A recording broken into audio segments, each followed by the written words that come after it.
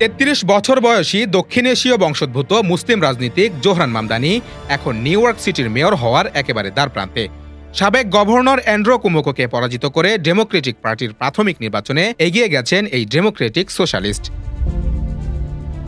যদি আগামী নভেম্বরের নির্বাচনে তিনি জয়ী হন, তবে তিনিই হবেন নিউ ইয়র্ক সিটির প্রথম মুসলিম ও ভারতীয় বংশোদ্ভূত মেয়র। জোহরানের জন্ম উগান্ডায়, তবে 7 বছর বয়সে নিউ ইয়র্কে আসেন তিনি। বাবা মাহমুদ মামদানি আফ্রিকার একজন খ্যাতিমান চিন্তাবিদ, আর মা মীরা নায়ার একজন বিখ্যাত ভারতীয় চলচ্চিত্র পরিচালিকা।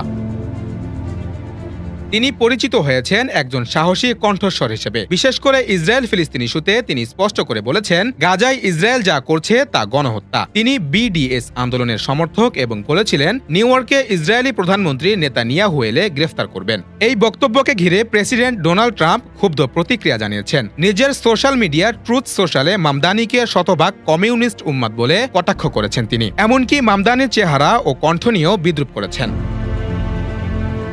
তবে এসব আক্রমণ মামদানির জনপ্রিয়তায় ছায়া ফেলেনি, বরং তার সাহসী অবস্থানকে ঘিরে নিউ ইয়র্কে প্রবাসী বাংলাদেশি সহ মুসলিম ভোটারদের মধ্যে উচ্ছ্বাস দেখা গেছে। অনেক বাংলাদেশি তরুণ তরুণী সরাসরি তার প্রচারে অংশ নিয়েছে। কুইন্স, ব্রুকলিন, এমনকি ব্রঙ্কসের মতো বাংলাদেশি অধ্যুষিত এলাকাগুলোতে মামদানির সমর্থনে স্বেচ্ছাসেবকরা একাধিক ভাষা উর্দু, বাংলা, ইংরেজিতে প্রচার চালিয়েছেন।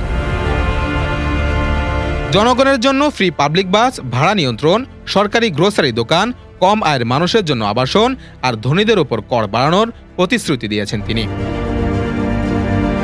এখন প্রশ্ন, যুক্তরাষ্ট্রের সবচেয়ে বড় শহর কি এবার ইতিহাস গড়তে যাচ্ছে? নভেম্বরে যদি তিনি জিতেন, তাহলে তিনি শুধু একজন মেয়র নয়, মামদানি হয়ে উঠবেন একটি প্রজন্মের প্রতীক, সাহস, বৈচিত্র্য ও সামাজিক ন্যায়ের মুখপাত্র।